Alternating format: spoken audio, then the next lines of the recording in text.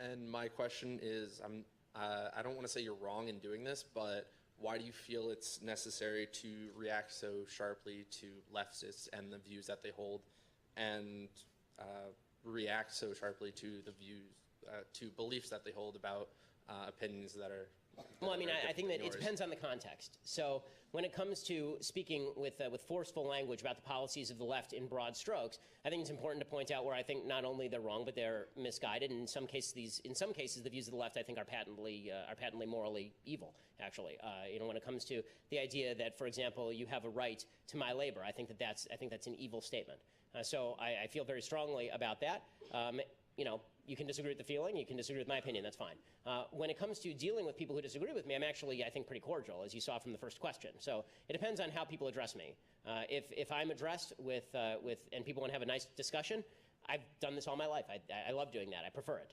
But if somebody is going to throw brickbats, then I'm going to respond in kind. So you get to choose you get to choose the weapon for the actual face-off.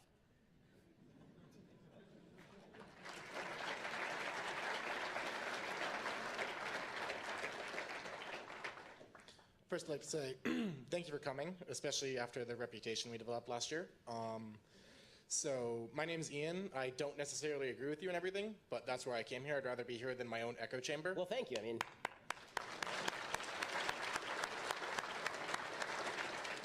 so you said that you consider transgenderism a mental disorder, which is something that I don't know enough about to properly debate you on and criticize. So more broadly, that then brings me to ask, do you think that the United States should do more to develop proper infrastructure to take care of people generally who suffer from various mental illnesses, or are we doing a fine job at No, so the answer is yes. I think that the typical route of taking care of people who can't take care of themselves more broadly, and I don't believe, by the way, that every form of mental illness requires an entire system of infrastructure, right? I don't think that a transgender person is suffering the same type of mental disorder as somebody who has severe bipolar disorder, for example.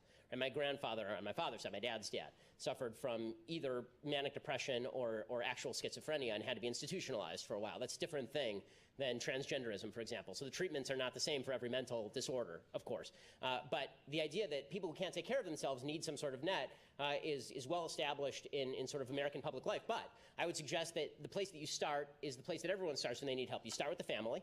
If the family can't help, then you go to the community.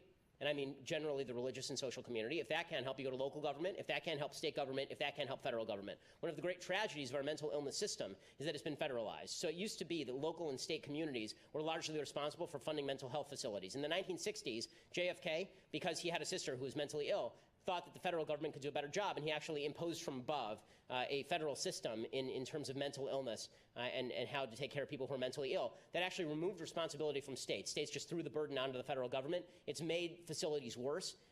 In the 1970s, there was a vast release of people who were mentally ill and probably shouldn't be on the streets onto the streets. That led to a significant uptick, for example, in homelessness. A huge percentage of people who are homeless across the nation are people with severe mental illness who need to be on drugs. And are not being given their drugs and are being told that it's an aspect of freedom to live on the streets and live in misery. I don't think that that's right at all. So that's my short answer as to what we need to do with people who can't take care of themselves.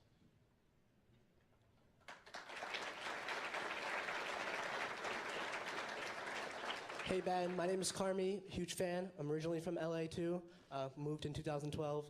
Why would you move to this weather, dude? Well, my dad's a rabbi, so he moved. Oh, okay, fair enough. So do you think the GOP rigs election with gerrymandering and voter ID laws, and specifically with Roy Moore, the Roy Moore election, 97% of black people voted for Doug Jones. People say that they saved the election. Well, I mean, so as far as voter ID, I do not think that voter ID is discriminatory. If I have to show an ID to buy an alcohol, it seems to me that I should have to show ID in order to vote. This does not seem like a huge burden on me. I mean, voting seems to me a significantly more important decision than what type of beer I get or whether I have to buy a crappy Zima. As far as gerrymandering, the truth is that gerrymandering, there are only two ways to do districting, right? Way one is that you have some sort of quasi-impartial board that actually draws the districts. The problem is these boards are rarely impartial, and historically those boards have been biased to one side or another, and so gerrymandering has been the way that we've done politics in the United States for 300 years at this point, or at least 250 years. So the idea that that is something out of bounds or crazy is sort of ridiculous, especially because the argument seems to be that once Republicans enter power, then they can gerrymander the districts so Democrats never get elected again. Okay, literally 2 years ago, the Democrats had the presidency, and in 2009, right, I mean, I'm old enough to remember this, in 2009 the Democrats ran everything, and Republicans were never going to win again. And then Republicans won the House and they won the Senate. Now it probably looks like Republicans may lose the House, despite the gerrymandering. And then, you know, what'll happen? The Democrats will gerrymander it right back, right? This is what happens in state legislatures all around the country. So the idea that it's some sort of grave thing that we have to be deeply concerned about, I don't see the evidence that it's super grave. I'm open to the idea there's a better solution than gerrymandering. I'm just not sure that the solutions that have been proposed, these sort of bipartisan boards, that those are necessarily the proper solutions. Thank you very much. And may I also take a selfie with you, possibly? Oh, well, I don't think the other guy got to, so that's kind of unfair. But we'll see if afterward we can do some selfies.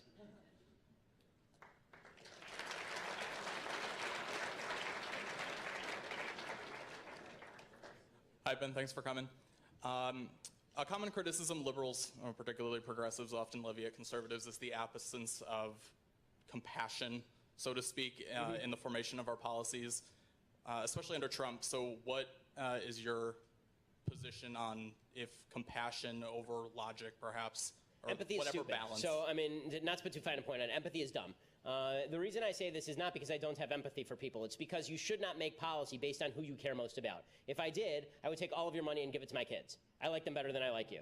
Right? The fact is that, I mean, there's an entire book on empathy that's specifically about why empathy in policy is a problem. Sympathy is fine. Right? Having sympathy for people is good. Having empathy for people is not great. The distinction being, if you have sympathy, you feel bad for someone. If you have empathy, you put yourself in the shoes of that person. But by doing so, you're now not in the shoes of everybody else. The best policy that can be made is the policy that is about, you know, the data and the number of people who are affected, because you can always find the person who's the most victimized and then make policy around that person, as opposed to trying to create policy that affects the most people in the most beneficial ways. So, I mean, it's great to be empathetic. I don't see empathy as much of a moral value as some other people do. I don't think feelings are in and of themselves moral values. I think behavior is moral much more than feelings. Maybe this is my Judaic background, but Judaism is much more an acts-based religion than a grace-based religion, meaning that in my religious viewpoint, I think that God cares much more about what you do than how you feel about it. I think politically speaking, some of the worst things that have ever happened were based on good intentions. And so, you know, trying to formulate policy that is the best without violating people's rights is a better way of doing policy than saying, I empathize with this group of people or this particular person, and therefore I'm going to shift policy to meet them there.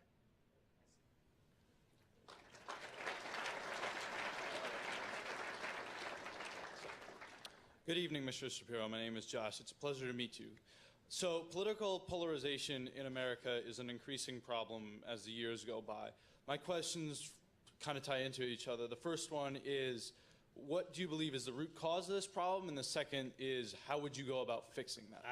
Great question. So I'm excited about this because I'm writing an entire book on it right now. So, I think that the root cause of the political divisions in American society and Western civilization more broadly is that there is a telos-shaped hole in our heart that is now being filled with tribalism. So that's a very complicated way of saying that. Telos means purpose for those who are not philosophy students. In the Aristotelian and Platonic view, the way that you derive your value as a human being is by acting in accordance with nature's law, essentially. That if you look at the universe, what you see is that man is a creature of reason. If you act in accordance with that reason, then you are acting in accordance with your purpose. And there's a whole set of virtues that you have to cultivate in order to act best in accordance with your identity as a reasoned person. And Aristotle recommends these. Judeo-Christian values seem to mirror these pretty strongly, which is why for basically the entire medieval scholastic period, there was a great identity between Aristotelian thought and Judeo-Christian values. And that carried forward all the way through most of the Enlightenment, actually, despite some pushback to the contrary. The American founding was based on this essential idea that every right has a corresponding duty, that you have a purpose in the universe that is laid forth on a religious level by your religious community, by the Bible, and on a reasonable level by a universe that requires certain things of you under natural law, right? This is what the founders talked about when they talked about natural law. I think all of that's been lost. I think it's been systematically undermined by 200 years of philosophy that says that God does not exist, the Bible is a fraud, that you cannot get to ought from is, right? The David Hume distinction that just because the universe is a certain way doesn't mean that's how you ought to be. And once you do that, and you say to everybody, make your own purpose, it turns out people are not good at making their own purpose. When people try to make their own purpose, they end up usually at hedonism or at self-interest or at the triumph of the will, or at the idea that if we shape together as a community, then we can create utopia together. And you've seen all of those things happen in the 20th century. I think now the most common area in which people are finding fulfillment is tribalism. Because our sense of community has broken down so much, because religious communities have declined, people don't see each other as neighbors or friends anymore. We look at the United States and we don't see a set of common principles that we all hold to. I mean, this is a perfect example tonight. We need probably dozens of security members just for me to talk. We don't have the same set of values anymore. Because of that, people are filling that hole with tribalism. They're filling that hole with, okay, there's a bunch of people who look like me, and therefore those are my people, and I'll stand up for their interests. And you see this, I think, to a certain extent in the Black Lives Matter movement. I think you certainly see it in the alt-right movement. And all of these tribal movements are deeply disturbing and cut against the grain of Western thought, which has been moving toward individuality and universalism simultaneously for the past several thousand years, and is now moving, I think, in a completely sideways direction, thanks to the undermining of these key concepts. Purpose, individual purpose, the capacity of individuals to take control of their lives, communal purpose, and the capacity of a community to set boundaries around individual behavior so far it doesn't hurt other people, and also to ensure people's freedom.